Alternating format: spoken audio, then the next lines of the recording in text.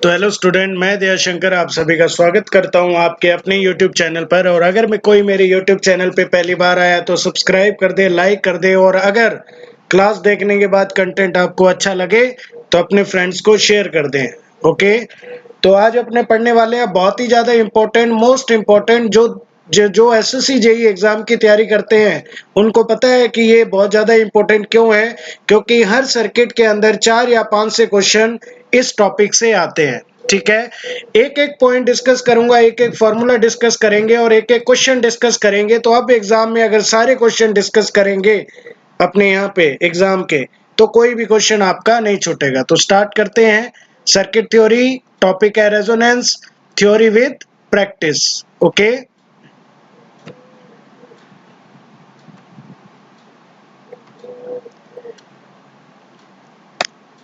देखो क्लास शुरू होने से पहले लाइक पहले कर दिया करो, ठीक है। उसके बाद में क्लास को देखा करो आराम से, और उसके बाद शेयर कर दिया करो, और अनसब्सक्राइब करना मना है, ठीक है।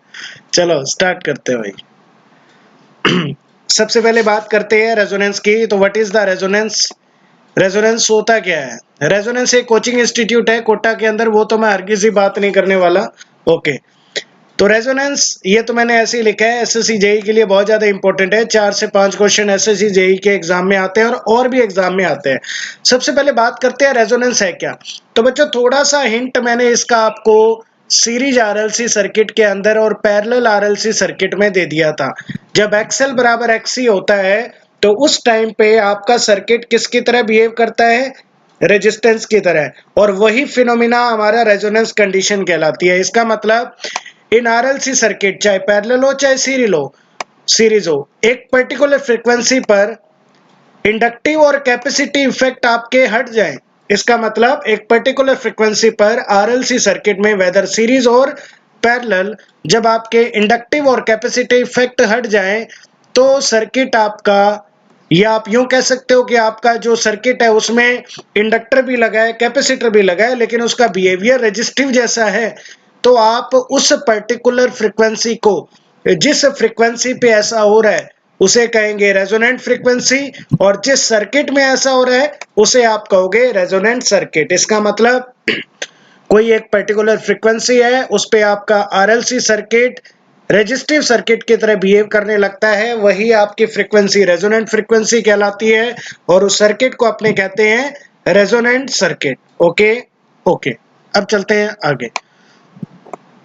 अब देखो रेजोनेंट की कुछ कंडीशन है। कंडीशन क्या है बच्चों? मैंने बोला कि रेजिस्टिव की तरह बिहेव करने लगे सर्किट, इसका मतलब पावर फैक्टर क्या होना चाहिए? यूनिटी। सर्किट का पावर फैक्टर रेजिस्टिवली बिहेव करेगा तो यूनिटी होगा। ओके, दूसरा बच्चों ये तभी पॉसिबल हो सकता है अगर एक्सएल बराबर एक्सी हो, सीरीज की अगर बात करें, और अगर आप पैरेलल लेना चाहते हो तो बीएल बराबर क्या होगा? बीसी होगा। पैरेलल वाला हम आगे देख ही लेंगे बच्चों, ठीक है। अगर एक्सएल बराबर एक्सी हो या बीएल बराबर वीसी हो तो आपके पास एक्सएल का मतलब ओमेगा एल और एक्सी का मतलब 1 बाई ओमेगा सी, बीएल का मतलब 1 बाई ओमेगा एल और बीसी का मतलब ओमेगा सी। तो यहाँ से जो भी चीज आप निकालोगे दोनों से ही हमारे पास एक ही रिजल्ट निकल के आएगा, omega not equal to 1 by root L C. और यहाँ पे ओमेगा नॉट डिनोट करता है बच्चों एंगुलर फ्रीक्वेंसी, और कौन सी angular frequency? Resonance angular frequency. Okay, ये फॉर्मूला एसएससी 2012 के अंदर पूछा जा चुका है बच्चों, इस पे न्यूमेरिकल भी आता है। हर एक पॉइंट थ्योरी का इंपॉर्टेंट है जो यहाँ लिखा जाएगा। रेजोनेंट सर्किट में सर्किट किसकी तरह बिहेव करता है? रेजोनेंट सर्किट में रेजिस्टिव सर्किट की तरह। रेजोनेंट सर्किट में सर्किट का पावर फैक्टर क्या होगा? यूनिटी। कंडीशन क्या है? XL equal to XC and BL equal to BC, at that time frequency will be omega not equal to 1 by root L C. Okay, अब बात करते हैं नेक्स्ट। ओमेगा नॉट क्या बताया अभी? Angular frequency. कौन सी? Angular resonant frequency. और वैसे आपको पता है बच्चों ओमेगा बराबर होता है 2 पाई एफ नॉट। इसका मतलब अगर हर्ट्ज में लिखे हैं तो रेजोनेंट फ्रीक्वेंसी क्या होगी? 1/2 पाई रूट एल सी। तो रेजोनेंट फ्रीक्वेंसी अगर ओमेगा नॉट की बात करें तो 1 बाई रूट एल सी, और अगर अपने बात करें यहाँ पे एफ नॉट की तो फ्रीक्वेंसी में क्या आ जाएगा? 1/2, एक फैक्टर और आ जाएगा। अब हम बात करेंगे रेजोनेंट सर्किट। तो यहाँ पे दो रेजोनेंट सर्किट की हम बात करने वाले हैं, एक तो सीरीज आरएलसी सर्किट है और एक पैरेलल आरएलसी सर्किट है। ओके, आगे देखो।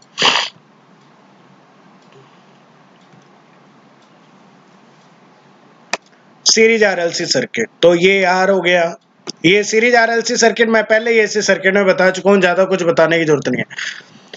इस आर सर्किट के लिए अगर बच्चों वोल्टेज है वी आर, तो इसका फेजर कैसा बनेगा? क्योंकि आपको पता है बच्चों, रेजिस्टिव सर्किट के लिए वोल्टेज और करंट एक ही रेफरेंस में होते हैं, दोनों एक दूसरे को ओवरलैप करते हैं। अगर बच्चों खाली इंडक्टर की बात करूं तो फेजर कैसा बनेगा? सर करंट लैग करेगा वोल्टेज से 90 डिग्री। ओके, और अगर खाली कैपेसिटर और कैपेसिटर वोल्टेज वीसी की बात करें तो वोल्टेज लैग करेगी करंट से, कहने का मतलब करंट लीड करेगा 90 डिग्री। ये बात मैं ऑलरेडी पहले बता चुका हूं, दोबारा क्यों बताई है? क्योंकि आप दिमाग से मोथे हो, पढ़ते नहीं हो। अब देखो आगे, यहाँ पे अगर हम बात करें तो सबसे पहले वही निकालेंगे impedance. Impedance equal to Z equal to R plus J XL minus XC. अब ये मत कहना सर ये बताओ एक्सएल माइनस एक्सी कैसे हुआ, दो थप्पड़ मारूंगा। ठीक है, अब देखो जेड क्या हो गया, R plus J XL minus XC. तो मैंने लास्ट क्लास के अंदर ये आपको बता दिया था। अब शुरुआत करते हैं रेजोनेंस की।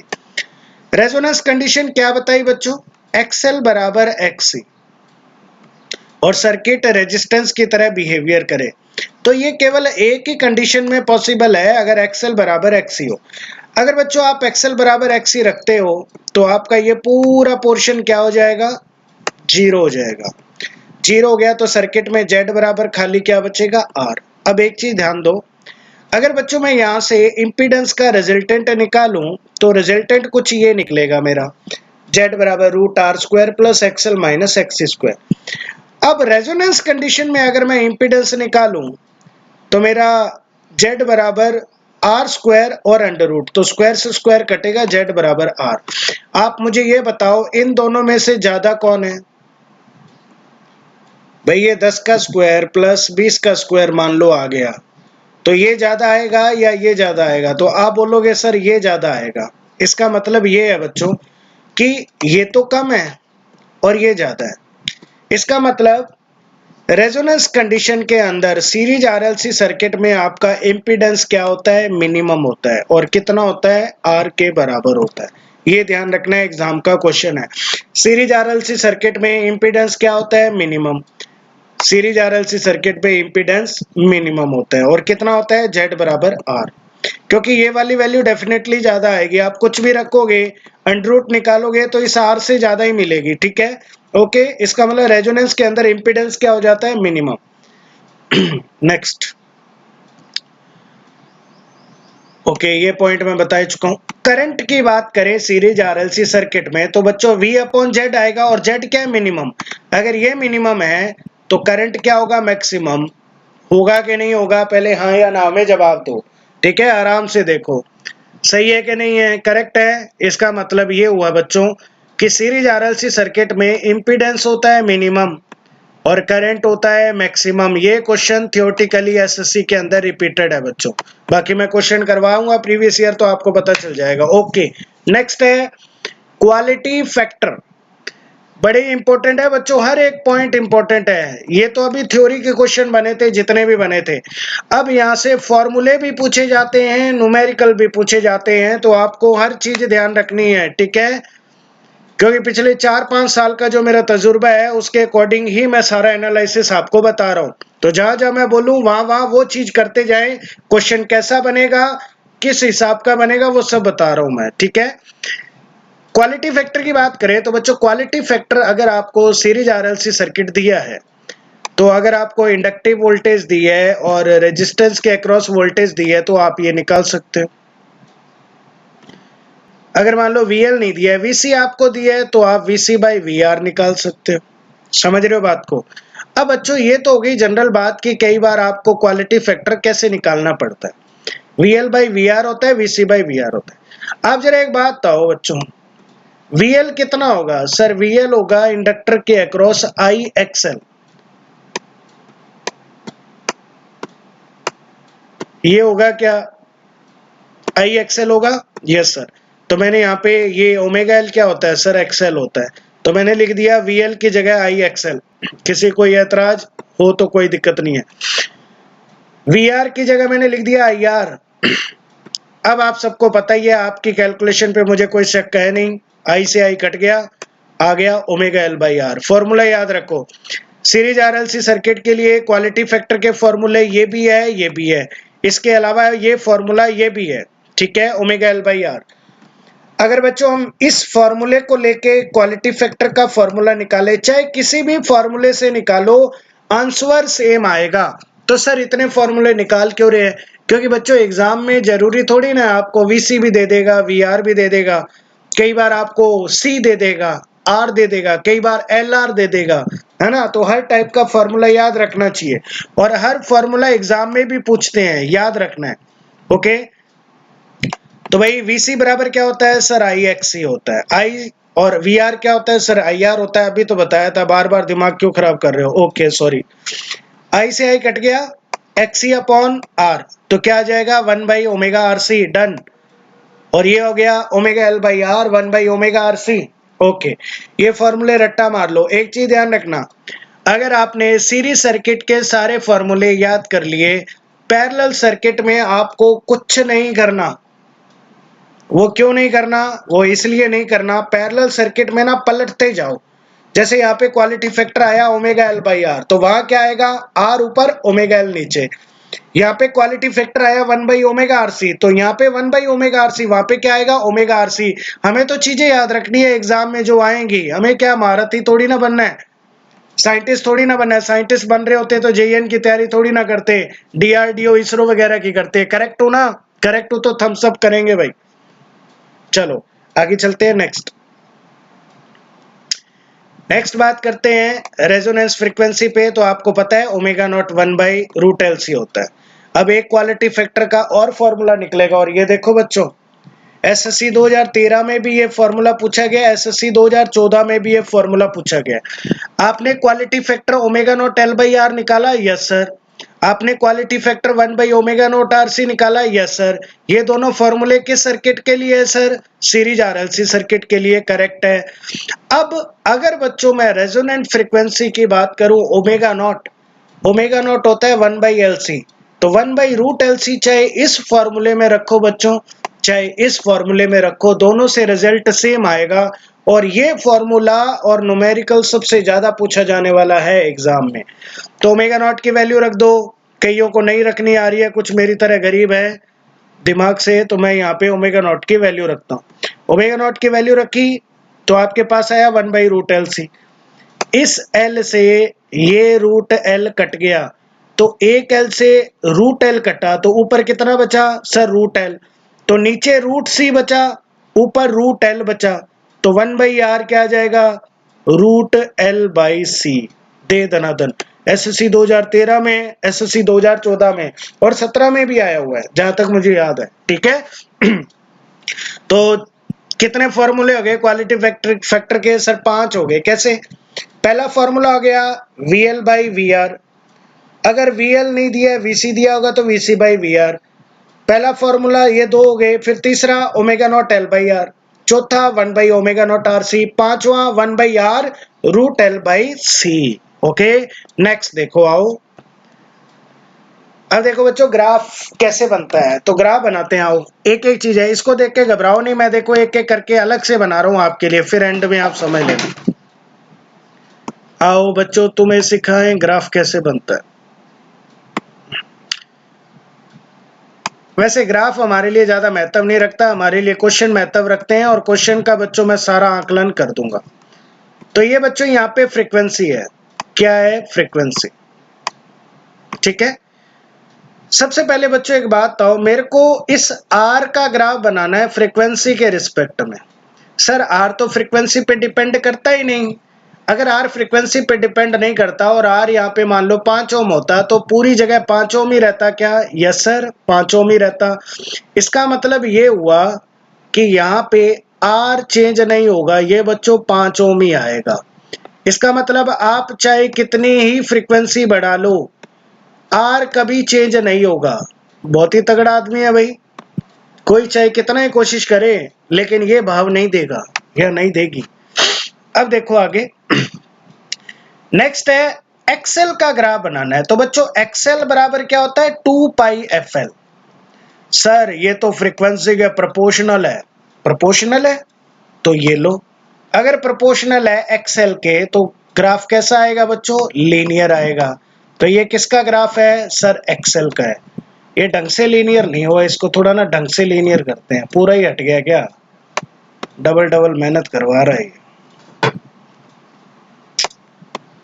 देखो फटाफट बना देता हूँ, एक बार गलत हो जाए ना फिर दोबारा बनाने का मन कम ही करता है।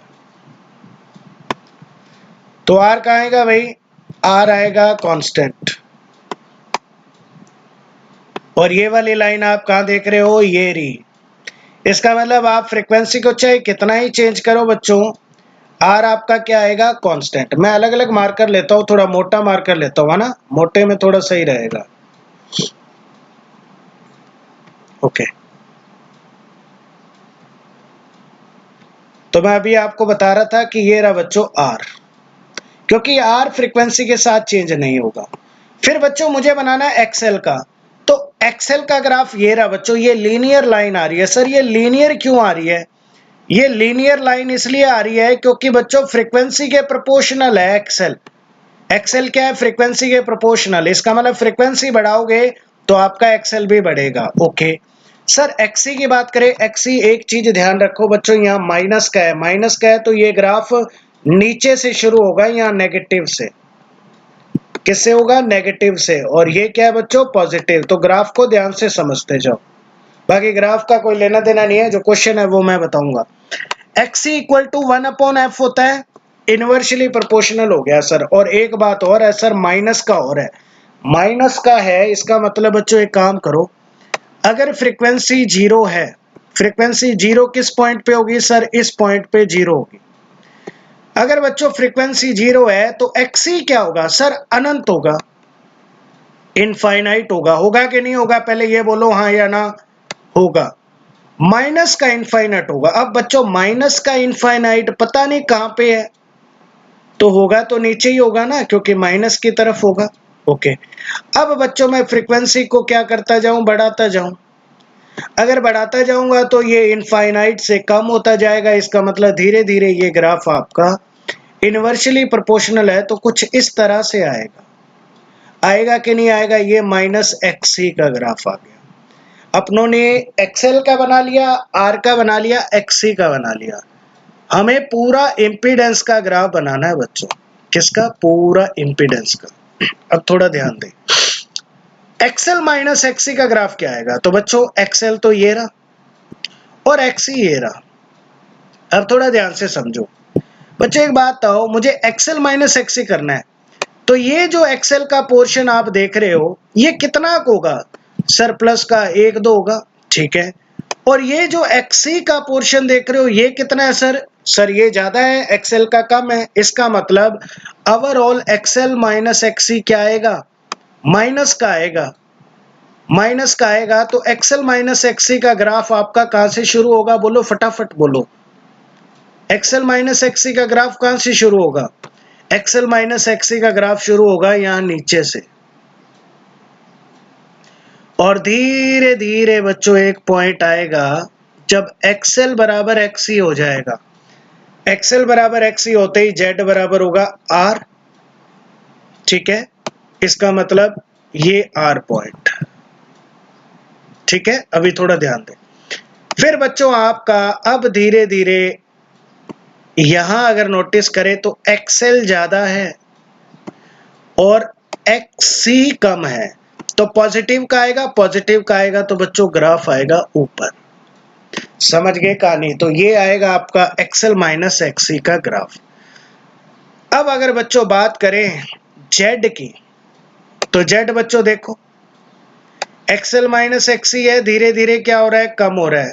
कम हो रहा है तो धीरे धीरे इंपीडेंस भी, क्योंकि ये चीज कम होगी तो धीरे धीरे जेड भी क्या होता रहेगा सर, कम होता रहेगा, कम हो गया। लेकिन बच्चों एक पॉइंट ऐसा आएगा,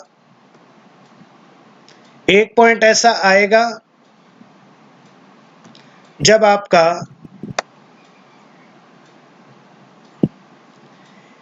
एक्सएल बराबर एक्सी हो जाएगा, मतलब एक्सएल माइनस एक्सी क्या हो जाएगा, जीरो।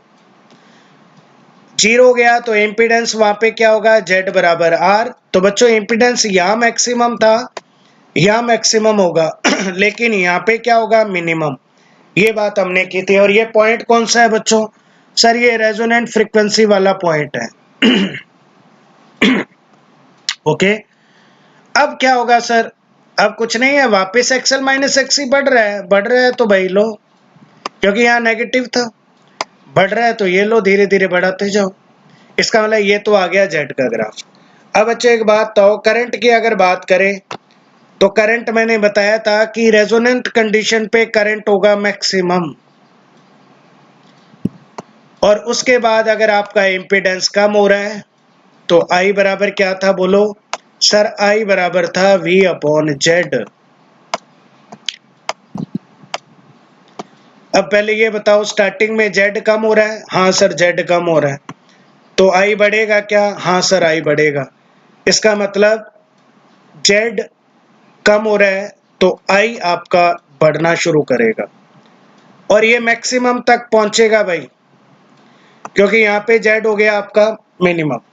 अब बच्चों यहाँ पे जेड बढ़ रहा है, अब जेड बढ़ेगा तो आई क्या होगा, डिक्रीज होगा, तो आई आपका डिक्रीज होगा। तो ये करंट का ग्राफ हो गया।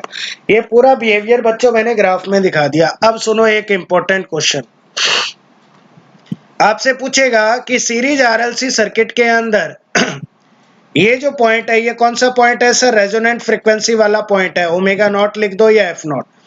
आपसे पूछेगा कि रेजोनेंट फ्रीक्वेंसी से पहले सर्किट का बिहेवियर कैसा होगा, रेजोनेंट फ्रीक्वेंसी के बाद सर्किट का बिहेवियर कैसा होगा, और रेजोनेंट फ्रीक्वेंसी पे सर्किट का बिहेवियर हमें पता है रेजिस्टिव होगा। ओके, अब एक बात बताओ बच्चों, यहाँ पे एल ज्यादा है या एक्सी ज्यादा है, सर एक्सी ज्यादा है जो नेगेटिव का है। इसका मतलब ये हुआ बच्चों कि रेजोनेंट फ्रीक्वेंसी से पहले सर्किट का बिहेवियर कैपेसिटर का बिहेवियर होगा। इसका मतलब किसकी तरह बिहेव करेगा, कैपेसिटिव सर्किट की तरह, और इसके बाद किसकी तरह बिहेव करेगा, इंडक्टिव सर्किट की तरह। समझ गए कहानी, इसका मतलब पहले बिहेव करेगा कैपेसिटिव की तरह और बाद में बिहेव करेगा इंडक्टिव सर्किट की तरह। ओके, समझ में आया तो थम्स अप करें, नहीं आया है तो दोबारा से देखें, हर एक पॉइंट को समझ लें, ठीक है।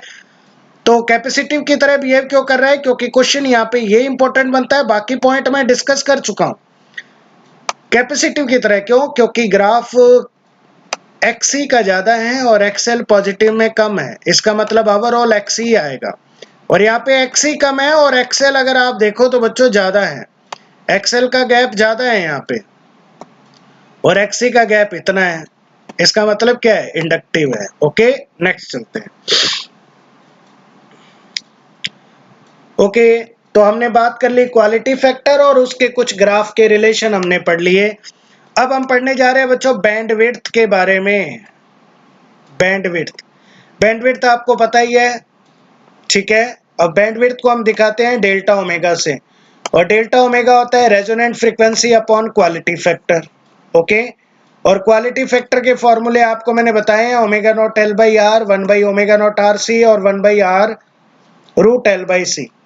अब बच्चों यहाँ पे ओमेगा नॉट ये वाला वैल्यू रख दो आप, क्वालिटी फैक्टर, यहाँ पे क्वालिटी फैक्टर का omega not L by R रखो। यहाँ थोड़ा ध्यान रखना है, ये जो फॉर्मूला आएगा ये इसी की टर्म में आएगा, इनकी टर्म में नहीं आएगा, ठीक है, ध्यान रखें एक बार। तो यहाँ पे वैल्यू रख दो बच्चों, omega not L by R रख दिया, ओमेगा नॉट से ओमेगा नॉट कट गया तो आपका सीरीज आरएलसी सर्किट के लिए बैंडविड्थ आ गया आर बाई एल। क्या आ गया, R by L. Okay, next चलते हैं। अब हम बात करेंगे cut off frequency. What is the cut off frequency.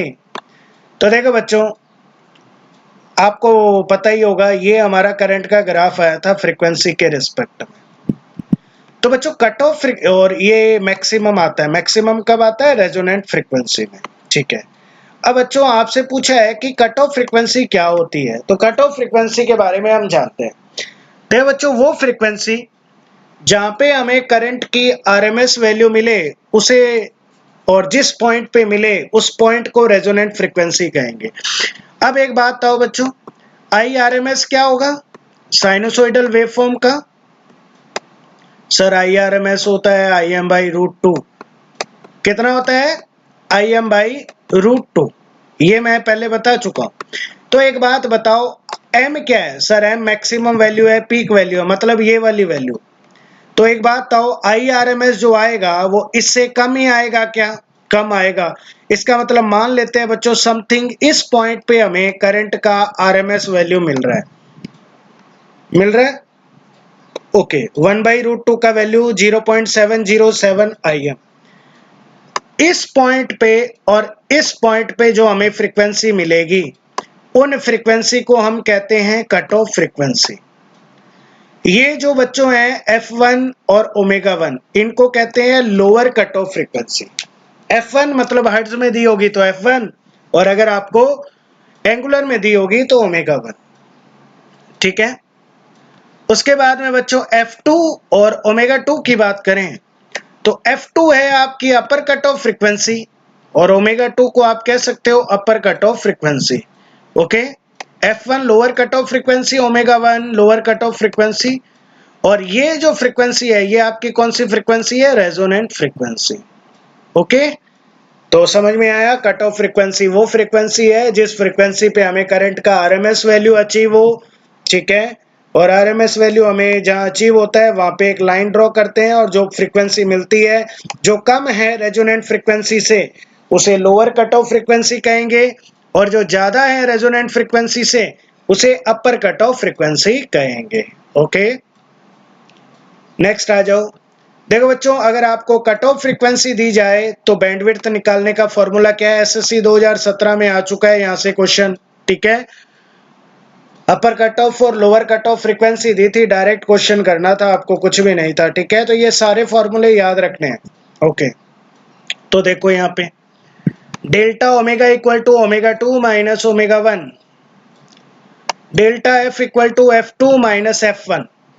अगर हर्ट्ज में दिया तो ये लगा दोगे, रेडियन पर सेकंड में दिया तो ये लगा दोगे। ओके, अब हम बात करते हैं बच्चों, आपसे पूछा है कि कट ऑफ फ्रीक्वेंसी के केस में इंपीडेंस क्या होगा, ये क्वेश्चन पूछ लिया। देखो रेजोनेंट फ्रीक्वेंसी में तो आपको पता है Z मिनिमम बराबर R होता है। ठीक है, अब आपसे पूछा है कट ऑफ फ्रीक्वेंसी में इंपीडेंस क्या होगा, तो बच्चों एक बात बताओ, Z बराबर क्या होगा? VRMS upon Imax। ये जनरल फॉर्मूला है, ये जो Z मिनिमम है, क्योंकि सप्लाई तो हमें RMS ही दी है, और करंट हमारे पास जब Z मिनिमम आता है तो आपको पता है करंट मैक्सिमम होता है। तो ये तो था हमारा रेजोनेंट कंडीशन के अंदर। किस कंडीशन के अंदर? रेजोनेंट कंडीशन के अंदर। ठीक है, जब आपने Z मिनिमम बराबर R निकाला। अब कट ऑफ की बात कर रहे हैं तो VRMS अपॉन IRMS, और IRMS कितना होगा बच्चों? Im/√2। तो अब जब आप इसको सिंप्लीफाई करोगे तो √2 तो आगे आएगा, और अपॉन में मिलेगा VRMS, और मल्टीप्लाई में मिलेगा VRMS अपॉन Imax, और इस VRMS अपॉन Imax को मैं Z मिनिमम लिख सकता हूं क्या? हाँ सर, Z मिनिमम लिख सकते हो। और इस Z मिनिमम को क्या मैं R लिख सकता हूं क्या? हाँ सर, R लिख सकते हैं। इसका मतलब ये हुआ बच्चों, SSC 2014 में पूछ लिया था ये क्वेश्चन कि कट ऑफ फ्रीक्वेंसी के केस में जो इंपीडेंस आएगा वो आपका Z मिनिमम का 2 टाइम्स होगा या R का 2 टाइम्स, सॉरी √2 टाइम्स होगा। समझ गए कहानी? ओके, तो ये फॉर्मूले याद रखने हैं हमें। ओके, नेक्स्ट है। अब आपसे पूछा है कि कट ऑफ फ्रीक्वेंसी पे पावर क्या होगी, तो रेजोनेंट पे पावर क्या थी बच्चों? मान लिया P0 है, P0 रेजोनेंट, और रेजोनेंट पावर का फॉर्मूला IRMS² इंटू R होता है। लेकिन रेजोनेंट कंडीशन में तो IRMS तो आपको पता है कुछ होता ही नहीं है, क्योंकि वहां पे IM ही दिया था, तो Im² R होगा। करेक्ट है। अब कट ऑफ फ्रीक्वेंसी की बात करें तो कट ऑफ फ्रीक्वेंसी में IRMS हम लिखते हैं Im/√2, और Im/√2 का जब आप स्क्वायर करते हो तो Im²/2 आता है। अब Im²/R को तो मैं P0 लिख सकता हूं। इसका मतलब ये है बच्चों कि कट ऑफ फ्रीक्वेंसी के केस में जो आपकी फ्रीक्वेंसी है वो रेजोनेंट पावर की क्या हो जाती है? रेजोनेंट पावर की हाफ हो जाती है। ये फॉर्मूला याद रखो। इंपीडेंस कट ऑफ फ्रीक्वेंसी में √2 टाइम्स हो जाता है R का, या जेड मिनिमम का पावर जो है वो हाफ हो जाती है रेजोनेंट फ्रीक्वेंसी की। ओके, अब चलते हैं नेक्स्ट। फिर नेक्स्ट है बच्चों कट ऑफ फ्रीक्वेंसी। अगर आपको रेजोनेंट फ्रीक्वेंसी निकालनी है और कट ऑफ फ्रीक्वेंसी दी है तो फॉर्मूला है बच्चों omega not equal to root omega 1 into omega 2 और F not equal to root F1 F2। ठीक है बच्चों, ये थी हमारी सीरीज आरएलसी सर्किट की थ्योरी। ओके, तो एक बार आप फटाफट रिवीजन करो, ठीक है, उसके बाद मैं ये क्वेश्चन लेता हूं, तो आपको सारी चीजें नोट करो आराम से, ठीक है, फिर अपने अभी क्वेश्चन लगाते हैं। ओके, तो मैं एक बार फटाफट रिवीजन कर देता हूं, आप थोड़ा सा ध्यान रखना, ठीक है, क्योंकि आप 15 से 20 क्वेश्चन करने वाले हैं अपने। तो सबसे पहले मुंह जबानी मैं बता देता हूं आपको, मैंने बताया था बच्चों ओमेगा नॉट होता है 1/√LC। फिर एफ नॉट बताया था, एफ नॉट होता है 1/2π√LC। ठीक है, उसके बाद में सीरीज आरएलसी सर्किट में जेड होता है मिनिमम, आई होता है मैक्सिमम। ठीक है, फिर उसके बाद में क्वालिटी फैक्टर के फॉर्मूले बताएं। क्वालिटी फैक्टर होता है VL/VR या VC/VR या ओमेगा नॉट L/R या 1/ω0RC या 1/R√L/C। उसके बाद में मैंने बात की थी कट ऑफ फ्रीक्वेंसी की और बैंडविड्थ की। तो बैंडविड्थ क्या होता है omega not upon quality factor, और सीरीज आरएलसी सर्किट के लिए बैंडविड्थ होती है आपकी R/L। और अगर आपको कट ऑफ फ्रीक्वेंसी दी है तो बैंडविड्थ निकालने का सूत्र है अपर cut off frequency minus lower cut off frequency omega 2 minus omega 1 F2 minus F1। Okay, उसके बाद में मैंने बताया था आपको कट ऑफ फ्रीक्वेंसी के केस में इंपेडेंस क्या होता है, तो इंपेडेंस होता है आपका √2 इंटू जेड मिनिमम, या जेड मिनिमम की जगह आप आर भी लिख सकते हो। पावर क्या हो जाएगी, रेजोनेंट पावर की हाफ हो जाएगी। उसके बाद मैंने बताया था कि अगर आपको कट ऑफ फ्रीक्वेंसी दी है तो रेजोनेंट फ्रीक्वेंसी निकालने का फॉर्मूला क्या है, √ω2 ω1 √F2 F1। ओके, तो ये सारे फॉर्मूले थे। चलो स्टार्ट करते हैं क्वेश्चन फर्स्ट, और देख लो हमारा ये क्वेश्चन का जो सीक्वेंस है 191 नंबर क्वेश्चन मैं करवा रहा हूं, इसका मतलब 190 क्वेश्चन मैंने करवा दिए। Okay, the relation between resonant frequency मतलब एफ नॉट और half power frequency. Half power इसलिए बोल रहा है क्योंकि बच्चों कट ऑफ फ्रीक्वेंसी पे पावर हाफ हो जाती है रेजोनेंट की, याद आ रहा है ना। तो आपसे पूछा है कि एफ नॉट और F1 और F2, ये बच्चों ऊपर ही लिखा हुआ है, देखो ये रिलेशन होता है। इसका मतलब पहले का आंसर क्या आ जाएगा, A, F not equal to √F1 F2। EPDCL 2012 के एग्जाम का पूछा गया क्वेश्चन। ओके, नेक्स्ट देखो, ट्रांसको के अंदर 2012 में आया कि series RLC circuit resonant circuit has a Q का मतलब क्वालिटी फैक्टर दिया हुआ है, रेजोनेंट सर्किट और क्वालिटी फैक्टर दिया हुआ है। ए सोर्स वोल्टेज 50 वोल्ट, मतलब सप्लाई दे रखी है बच्चों 50 वोल्ट, नो डाउट। ओके, और सीरीज आरएलसी सर्किट है और क्वालिटी फैक्टर दिया है 15, वी दिया है supply 50। The voltage across the capacitor at resonance of, resonance पे आपको कैपेसिटर के अक्रॉस वोल्टेज निकालनी है। कैसे निकालोगे, तो बच्चों आपको मैंने बताया था जो डेटा दिया होता है उसके अकॉर्डिंग फॉर्मूला लगेगा। तो आपको पता है क्वालिटी फैक्टर होता है VC/VR, करेक्ट है। ओके, अब आपको पता है बच्चों कि रेजोनेंस के अंदर, क्योंकि रेजोनेंट सर्किट है तो रेजोनेंट सर्किट में VL बराबर VC हो जाएगा। अगर आप टोटल टोटल सप्लाई निकालोगे तो टोटल सप्लाई आएगी VR का स्क्वायर।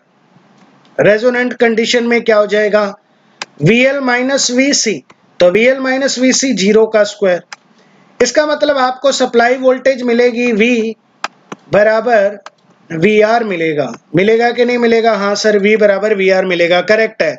V बराबर VR मिलेगा तो मैं VR की जगह क्या रख सकता हूं सर, 50 वोल्ट रख दो क्योंकि VR होगा। अब कुछ नहीं करना, अब आपको पता ही है, यहां से फॉर्मूला निकाला, इस VR को इधर मल्टीप्लाई किया तो क्वालिटी फैक्टर इंटू R बराबर होगा किसके, VC के। तो VC बराबर क्या होगा, क्वालिटी फैक्टर 15 है, VR कितना है 50 है, तो आंसर आएगा 750 वोल्ट। ओके, बस इतना ही ध्यान रखना है, फॉर्मूले पता होने चाहिए। अब ये फॉर्मूला लगा तो कईयों का दिमाग ही नहीं चलेगा कि यार वी आर तो दिया ही नहीं है, लेकिन रेजोनेंट कंडीशन अप्लाई करोगे तो V बराबर वी आर ही होगा, क्योंकि VL माइनस VC तो जीरो होने वाला है। समझ में आया? एक बार फिर गौर से देख लो क्वेश्चन, फिर मैं आगे बढ़ता हूं। भाई फॉर्मूले याद करो, फिर रेजोनेंट सर्किट में कोई भी क्वेश्चन नहीं ड्रॉप होगा, ठीक है, और इन्हीं में से आ जाएगा जो करवा रहा हूं, ठीक है।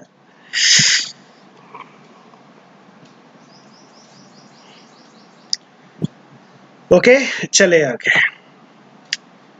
नेक्स्ट क्वेश्चन देखो, आंध्र प्रदेश 2012 के अंदर आया हुआ, हाफ पावर फ्रीक्वेंसी मतलब cut off frequency, the current in the series RLC circuit. अच्छा, हाफ पावर फ्रीक्वेंसी पे करंट पूछ लिया, ओके नो प्रॉब्लम। अच्छा एक बात तो बच्चों, करंट क्या होता है सर? V अपॉन जेड होगा, ठीक है। रेजोनेंट कंडीशन में sir V upon Z minimum होगा, और जेड मिनिमम कितना होता है सीरीज आरएलसी में? R होता है, ठीक है। इसको पहला इक्वेशन दे दो। अब पूछा है हाफ पावर फ्रीक्वेंसी पे। हाफ पावर फ्रीक्वेंसी पे बच्चों मैंने आपको बताया है इम्पीडेंस निकालना। भगवान झूठ ना बुलाए, अब झूठ मत बोलना। बताया था जेड मिनिमम होता है √2R, बताया था कि नहीं? बताया था। सबको यही बोलना है। तो जेड मिनिमम बराबर √2 इंटू आर। ओके, अब क्या करना है? कुछ नहीं करना, V अपॉन जेड का फॉर्मूला लगाओ और जेड की जगह √2R लिखो। अब एक बात बताओ, ये जो V बाई आर था किसके बराबर था सर? ये तो रेजोनेंट कंडीशन में करंट था। इसका मतलब ये है कि हाफ पावर फ्रीक्वेंसी पर जो करंट है वो रेजोनेंट फ्रीक्वेंसी पर करंट का 1/√2 टाइम्स हो जाएगा, ठीक है। एक बार देख लो थोड़ा सा इसको, फिर आगे चलते हैं। कुछ नहीं है बच्चों, रेजोनेंट सर्किट के अंदर आई नॉट बराबर V अपॉन जेड मिनिमम दी है। जेड मिनिमम आपको R गिवन है ना, आपने निकाला हुआ है। अब आपको कुछ नहीं करना, हाफ पावर की कंडीशन लिखनी है, जेड मिनिमम बराबर √2R, तो आई हाफ हो जाएगा आपका V/√2R। V/R को आप लिख सकते हो आई नॉट, और 1/√2 तो आ ही गया, तो आई हाफ कितना हो जाएगा? 1/√2 into I not. Okay, next question. फिर आंध्र प्रदेश के एग्जाम में उन्होंने बोला है कि क्वालिटी फैक्टर को इंक्रीज करने पर पावर फैक्टर पे क्या इफेक्ट पड़ेगा। तो बच्चों क्वालिटी फैक्टर चाहे ये वाला ले लो चाहे ये वाला ले लो। अब यहाँ पे क्वालिटी फैक्टर की अगर हम बात करें तो अगर आपका बच्चों कोई भी चीज बढ़ता है,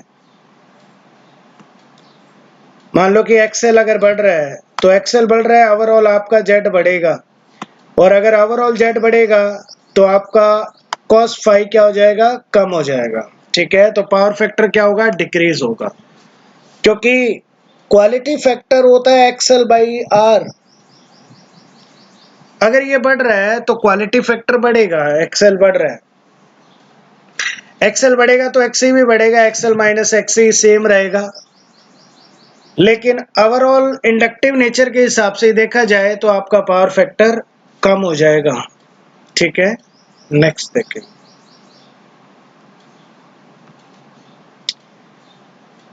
The value of current at resonance in a series RLC circuit is affected by।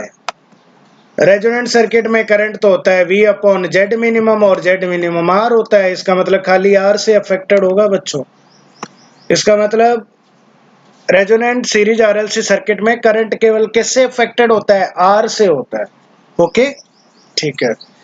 Next question देखो, एसएससी 2012 और HMWS नाम का कोई एग्जाम है, मुझे तो पता नहीं है, 2012 का क्वेश्चन है।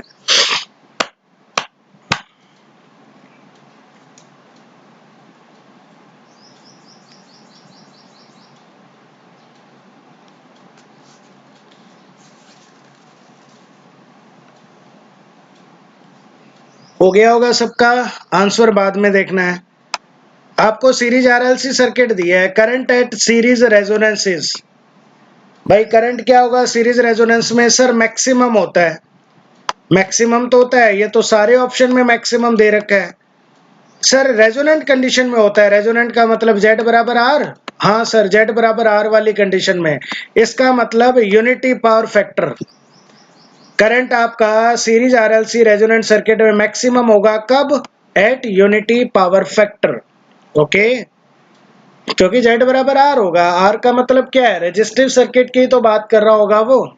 चलो नेक्स्ट क्वेश्चन देखो। In series RLC circuit at resonance the magnitude of the voltage developed across the capacitor is always zero, never be greater than supply, can be greater than supply, none of these। तो आपको पता है बच्चों, quality factor होता है VC by VR। अगर आपका quality factor, देखो क्वालिटी फैक्टर कुछ भी हो सकता है। अगर आपका क्वालिटी फैक्टर 1 से ज्यादा होता है, इसका मतलब VC ज्यादा है बच्चों सप्लाई वोल्टेज से। ठीक है, तो VC जो है आपका, क्योंकि रेजोनेंट कंडीशन में आपका VC बराबर VR ही होता है। और अगर क्वालिटी फैक्टर का वैल्यू 1 से ज्यादा आता है तो VC डेफिनेटली ज्यादा है बच्चों। कैसे? अगर ऊपर की वैल्यू 15 है, नीचे की वैल्यू 10 है, तो कितना आएगा? 1 से ज्यादा ही आएगा। इसका मतलब can be greater than supply. Okay, तो रेजोनेंट कंडीशन में capacity voltage can be greater than the supply voltage. Okay, Transco 2012 का क्वेश्चन 10 आगे देखो। एसएससी 2012 का क्वेश्चन है, सीरीज आरएलसी सर्किट आपको दिया हुआ है, resonant series RLC circuit resonant at 1 megahertz. इसका मतलब एफ नॉट दे दिया है भैया, कितना? 1 megahertz. At frequency 1.1 megahertz the circuit impedance will be depends on the multiple of RLC capacitive, inductive, resistive. देखो बच्चों एक चीज ध्यान रखना, 1 से ज्यादा होने का मतलब है कि इंडक्टिव बिहेवियर होगा। इसका मतलब इंडक्टर पे डिपेंड करेगा, क्योंकि रेजोनेंट फ्रीक्वेंसी से ज्यादा सीरीज आरएलसी सर्किट में जो बिहेवियर होता है वो इंडक्टिव होता है, और कम पे जो बिहेवियर होता है वो कैपेसिटिव होता है।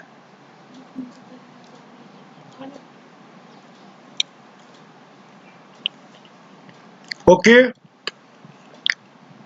एक बार देख लो थोड़ा सा क्वेश्चन। मैं तो केला खा लूं थोड़ा, अलग केला तो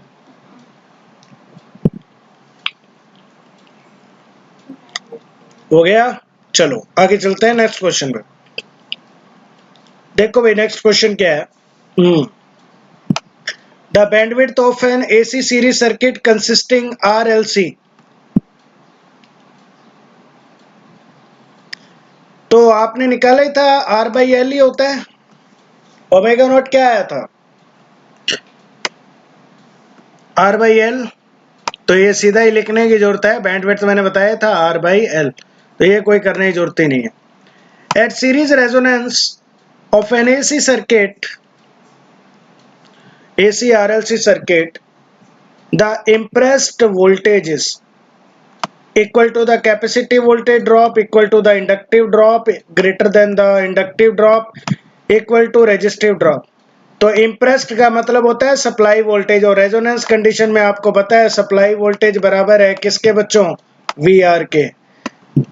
तो कुछ नहीं है, क्वेश्चन ऐसे ही है, आराम से होंगे, एक भी क्वेश्चन नहीं छूटेगा भाई। नेक्स्ट क्वेश्चन देखो।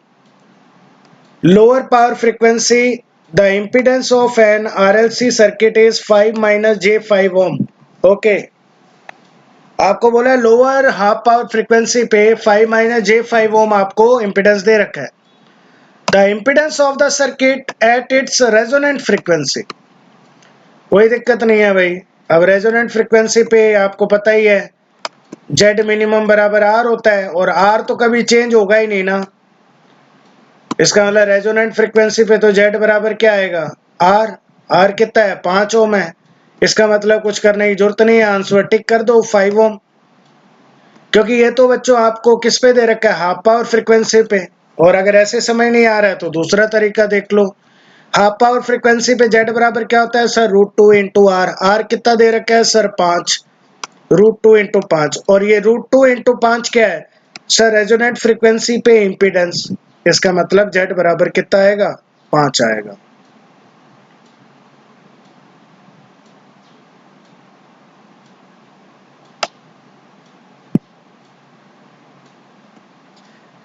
ओके।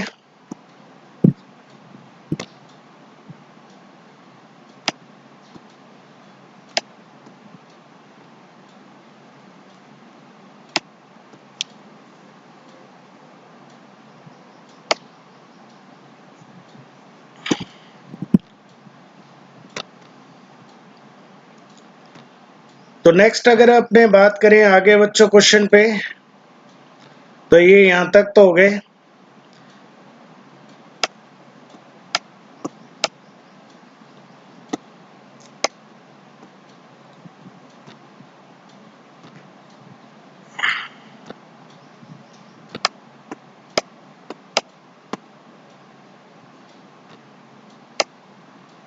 ओके, नेक्स्ट क्वेश्चन पे आएंगे।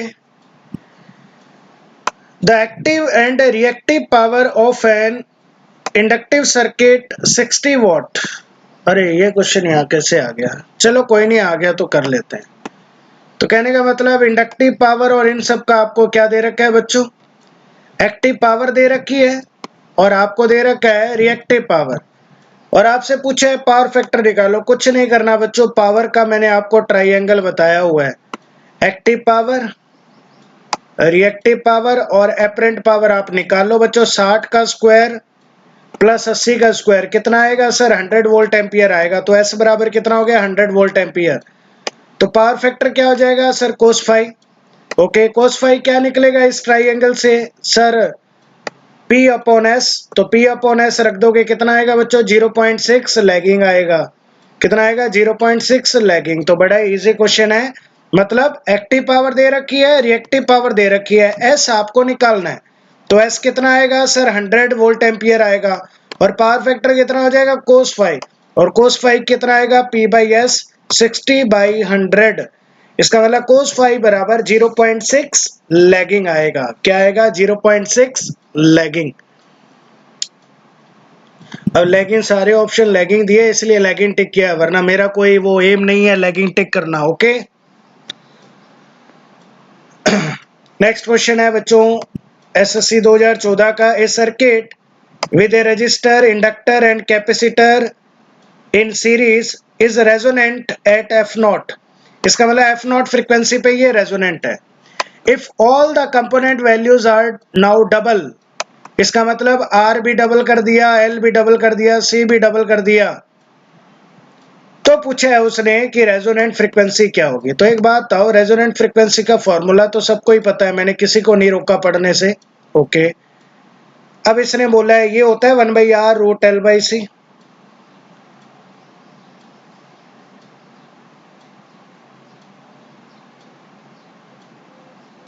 एक मिनट रुको, ये रेजोनेंट फ्रीक्वेंसी का फॉर्मूला नहीं था। रेजोनेंट फ्रीक्वेंसी होती है आपकी F not equal to 1/2 √LC, यही होता है। ये क्वालिटी फैक्टर का फॉर्मूला लिख दिया मैंने गलती से, बहुत बड़ी मिस्टेक हो गई है यहाँ पे, क्योंकि उसने पूछा है द न्यू रेजोनेंट फ्रीक्वेंसी पूछा है उसने, ठीक है। तो मैंने क्वालिटी फैक्टर का फॉर्मूला लिख दिया था। तो न्यू रेजोनेंट फ्रीक्वेंसी का मतलब है ये हमारा पहला है। अब उसने बोला कि ये सारे पैरामीटर डबल कर दिए, इसका मतलब ये है बच्चों कि अगर ये डबल कर दिए तो आपका जो फॉर्मूला आएगा वो आएगा एफ नॉट, मतलब डबल कर दिए तो मैं नई फ्रीक्वेंसी मान लेता हूँ F1, 1/2 तो आना ही आना है, सही है। और L और C डबल हो गया, डबल होने का मतलब 2L और 2C हो गए, ठीक है। और 2 और 2 कितना हो जाएगा सर, 4LC हो जाएगा। 4LC होने का मतलब है कि F01 बराबर 1/2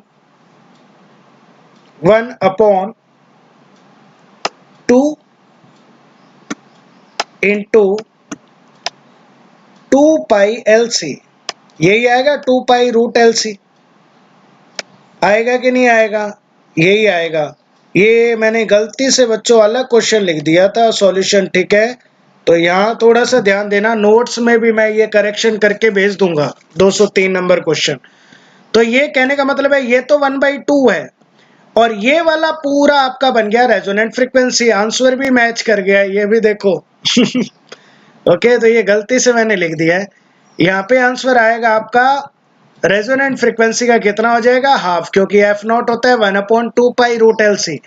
एल और सी को डबल करेगा तो 4LC बनेगा। 4 में जब आप 4 को बाहर लोगे तो 1/2 अलग से लिख लो, और बाकी सारा यही रहेगा जो पहले था, F not equal to 1/2 pi root L C. Okay, तो कहने का मतलब ये पूरा रेजोनेंट फ्रीक्वेंसी बनेगा। तो कितना हो जाएगा, हाफ हो जाएगा। और ये वाला सॉल्यूशन बच्चों काट देना, मैंने गलती से लिख दिया है ये, ठीक है, क्योंकि ये फॉर्मूला गलत लिख दिया है। ये तो फॉर्मूला क्वालिटी फैक्टर का था। ओके, आगे चलते हैं।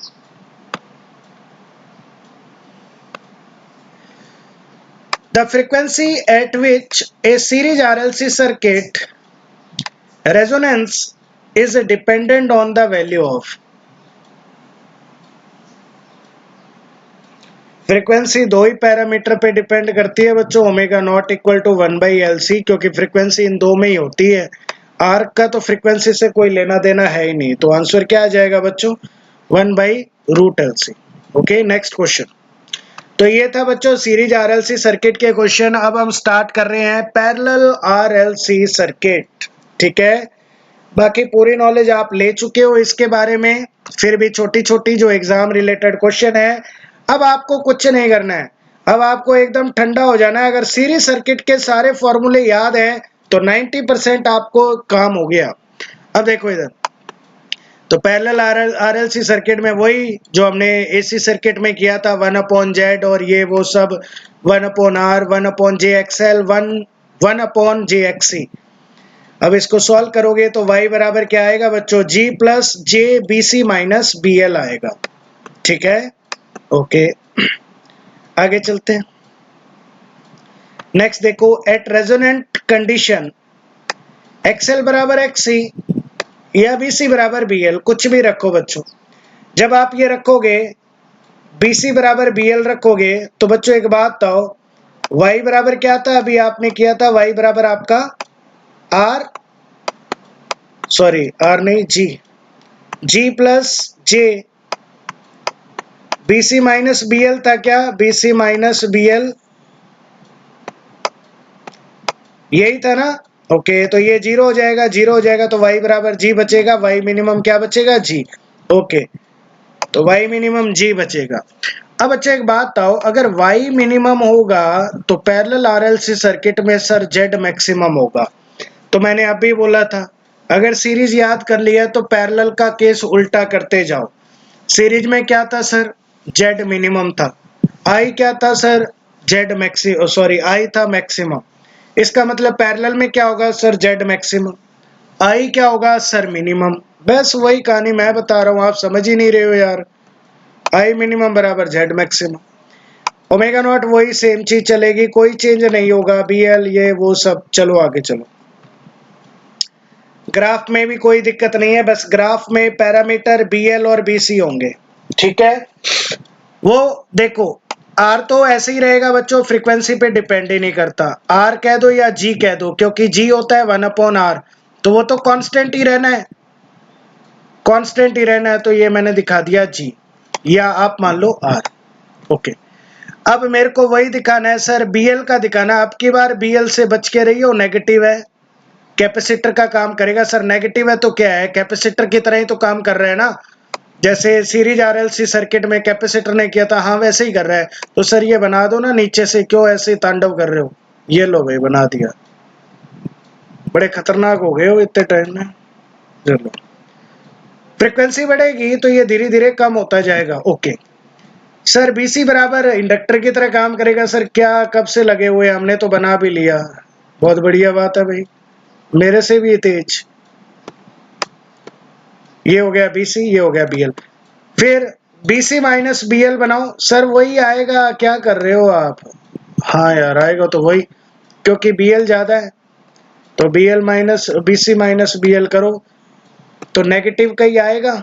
हाँ सर नेगेटिव का आएगा, नेगेटिव का आएगा तो वही चलेगा सेम।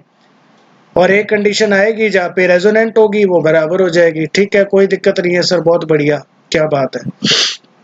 अब देखो आगे, अब मेरे को बनाना है जेड का। तो एक बात बताओ भैया, जेड रेजोनेंट फ्रीक्वेंसी पे क्या था सर? मैक्सिमम था। मैक्सिमम है तो जेड यहाँ पे मैक्सिमम है। जेड बराबर होगा 1/y। अब एक बात था बच्चों, y का मान अगर bc माइनस bl घटता जाएगा तो y घटता जाएगा क्या? हाँ सर घटता जाएगा। जो वहां पे इंपीडेंस का आ रहा था वो यहाँ पे y का आएगा, ठीक है। फिर बाद में bc माइनस bl बढ़ता जाएगा तो y का मान बढ़ता जाएगा, क्योंकि y बराबर होता है √g² plus bc minus bl square, bc minus bl square. और z की अगर बात करें तो y का उल्टा, अगर y कम हो रहा है तो z बढ़ेगा, y बढ़ रहा है तो z क्या होगा? कम होगा। तो z कम हो गया क्या? हाँ सर हो गया कम, ठीक है। सर i का रह गया। अरे भाई i बराबर v/z होता है, जहां z मैक्सिमम है वहां i मिनिमम होगा, तो ये y और i का ग्राफ एक ही तो आएगा। समझ गए कहानी? ओके आगे चलते हैं। अब वही बच्चों क्वालिटी फैक्टर के फॉर्मूले लिखने हैं। सीरीज में क्या लिखे थे? Omega not L by R 1/ओमेगा not R C 1/r root L by C. Parallel में क्या करना है सर? उल्टा उल्टा उल्टा। और अगर सर वैसे ना दिया हो तो करंट दिया होगा, क्योंकि पैरेलल में करंट डिवाइड होती है, I L by I R, I C by I R. समझ गए कहानी? हाँ सर ठीक है, बहुत बढ़िया। आगे चलो। बैंडविड्थ, बैंडविड्थ आपको पता ही है, F not upon Q. Series के अंदर बैंडविड्थ क्या था sir? R by L. Parallel के अंदर बैंडविड्थ होगा 1/RC, ठीक है। क्या होगा? 1/RC। और डेल्टा ओमेगा क्या होता है? वही ओमेगा 2 माइनस ओमेगा 1, अपर cut off frequency minus lower cut off frequency. Cut off frequency वही जहां पे आरएमएस वैल्यू मिले, बात खत्म। कट ऑफ फ्रीक्वेंसी निकालने का फॉर्मूला क्या है? तो एक बच्चों ये एक्स्ट्रा चीज जो मैं बता रहा हूं, जो मैंने आपको सीरीज में नहीं बताई, यहां बता देता हूं। एफ लोअर बराबर होता है एफ नॉट माइनस 1/2 बैंडविड्थ। ये है बैंडविड्थ। कई बार आ जाए तो ध्यान रख लेना formula. Upper cut off frequency, upper का मतलब जोड़ना है, लोअर का मतलब घटा देना है, ठीक है।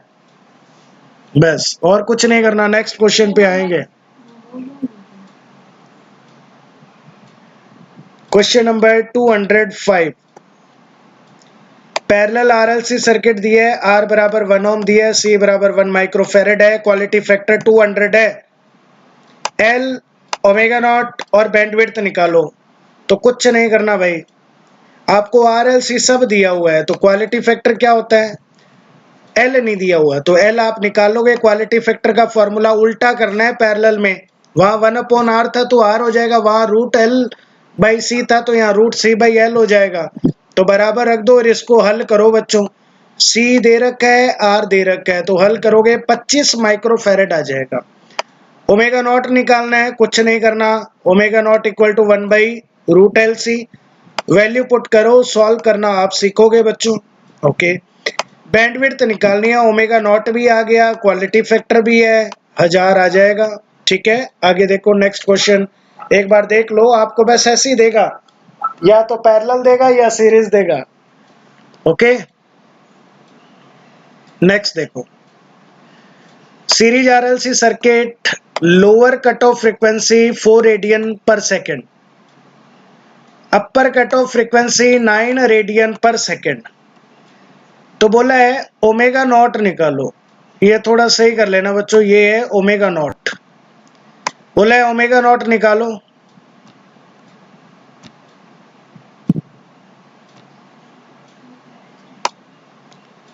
ओमेगा नॉट क्या होगा? √Omega 1 omega 2। देखो जब भी आपको कट ऑफ फ्रीक्वेंसी दी जाए, आपको हर टाइप का फॉर्मूला याद रखना पड़ेगा और हर पॉइंट याद रखना पड़ेगा बच्चों। कोई भी ऐसा पॉइंट मैंने नहीं छोड़ा है जो एग्जाम में नहीं आया हुआ या नहीं आएगा, ठीक है।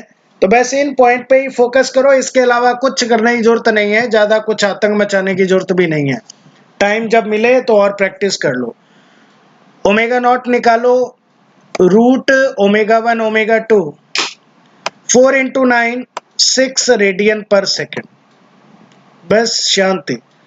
बैंडविड्थ निकालो, बैंडविड्थ होगा डेल्टा ओमेगा, और जब कट ऑफ फ्रीक्वेंसी दी हो तो आप लगाओगे omega 2 minus omega 1, 9 minus 4, 5 radian per second. Quality factor निकालना है तो क्वालिटी फैक्टर निकलेगा बच्चों ओमेगा नॉट अपॉन बैंडविड्थ, कितना आ गया 1/2। अच्छा एक बात आओ, 1.2 आया, क्या ये 1 से ज्यादा है क्या? हाँ सर 1 से ज्यादा है। 1 से ज्यादा है तो बच्चों एक चीज ध्यान रखना, कैपेसिटर का वोल्टेज सॉरी, कैपेसिटर का वोल्टेज आपका सप्लाई वोल्टेज से ज्यादा हो सकता है। ओके, तो आज के लिए इतना काफी है बच्चों। रेजोनेंस का टॉपिक लगभग मैंने पूरा कर दिया है, कल आते ही थोड़ा सा और है, और कल हम करेंगे नया टॉपिक मैग्नेटिक सर्किट, जो 4th पार्ट है हमारे सर्किट का।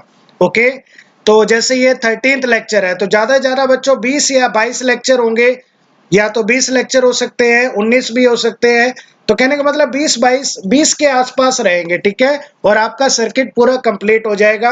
फिर अपने जंप करेंगे मशीन में। तो सब्सक्राइब करें, लाइक करें, शेयर करें। Okay, thank you.